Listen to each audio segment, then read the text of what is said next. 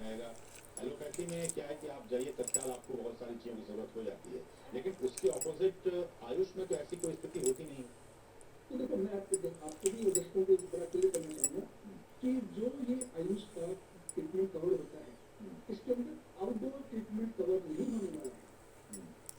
कोई गलत एक्सपेक्टेशन नहीं आनी चाहिए कि इसके अंदर, क्योंकि मेडिकल की जो बेसिक पॉलिसी जो है, आप यदि एलोपैथी में भी जाते हैं, आपका क्या कवर होता है?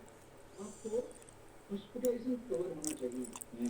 उसके अंदर एज ए आउटडोर ट्रीटमेंट आप किसी डॉक्टर के पास में आउटडोर में गए, आपको पर्ची दे दी गई, आपको ट्रीटमेंट दे दिया गया, टेस्ट करवा दिया गया, वो आपकी पॉलिसी में आज भी 99% पॉलिसी में आज भी कवर नहीं है, क्योंकि एक्सेप्शनल पॉलिसी नहीं, इसमें कवर दिया गया है वो। तो आयुष के लिए एट पार बोला गया है, यानी कि जो एलोपैथी को जो ट्रीटमेंट मिल रहा है इंश्योरेंस पॉलिसीज में, वही आयुष को मिलेगा, वही आयुर्वेद को, नेचुरोपैथी को, होम्योपैथी को, चिता को, यूनानी को मिलेगा।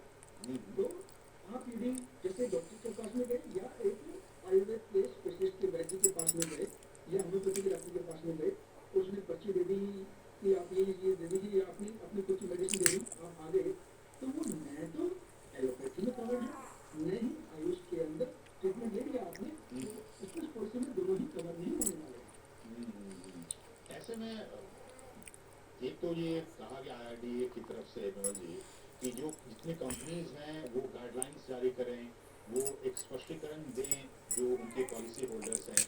और दूसरी बात ये भी कहा गया है कि ये मैं आपसे भी जानना चाहूँगा कि ये जो आयुष को अगर आप शामिल कर लेते हैं तो जो एग्जिस्टिंग आपके पॉलिसी होल्डर्स हैं या फिर आपने जो एग्जिस्टिंग आपने जो इंश्योरेंस ले रखा है, क्या उसमें ये बाय डिफॉल्ट ऐड होगा या आपको अलग से उसमें ऐड करवाने होंगे? अगर आपको अलग से ऐड करवाने होंगे तो क्या ये चार्जेबल होंगे या फ्री होंगे?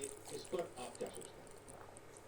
देखिए, जो गाइडलाइंस इशू होती हैं गवर्नमेंट में प्रोस्पेक्टिव होती है, यानी 1 अप्रैल के बाद में जो नई पॉलिसी इशू होगी, जो रिन्यूअल होगा, उनके अंदर शामिल करने के लिए तो उनके लिए कंपल्सरी हो गया।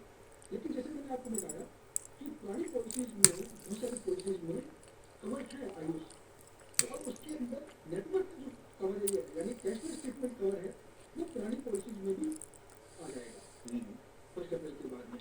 लेकिन जैसे बताया कुछ ट्रांजिशनल जो है इशू आ सकते हैं, तो लेकिन आप यदि कोई नया बीमा लेने वाले हैं तो उसमें बाई डिफॉल्ट आएगा।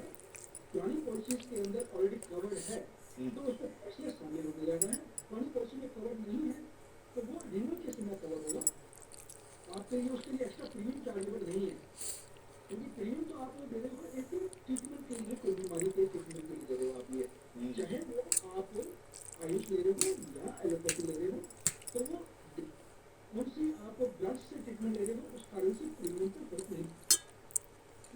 तो ये बहुत ही महत्वपूर्ण होंगे कि जिस तरह से 1 अप्रैल 2024 के बाद से जो कंपलसरी हो जाएंगे तमाम कंपनीज की तरफ से कि उसमें आप आयुष जो इलाज पद्धति है उसको भी शामिल करें, क्योंकि इसका जो क्रेज है हम देख रहे हैं कि लगातार बढ़ता जा रहा है। एलोपैथी तो है ही अपनी जगह, लेकिन आयुष को लेकर जिस तरह से बीते 10 वर्षों में सरकार की तरफ से भी एक जागरूकता चलाई गई, उसको अब लोग अब एक्सेप्ट कर रहे हैं, आत्मसात कर रहे हैं, लोग काफी जागरूक भी हुए हैं।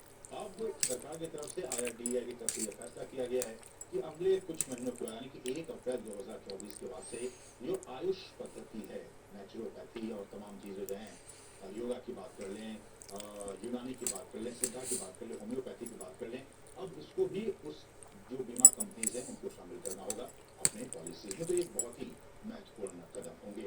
हम विमल साहब के पास आएंगे एक छोटे से ब्रेक के बाद, और ब्रेक के बाद वापस आएंगे जिस विषय पर और भी विस्तार से करेंगे।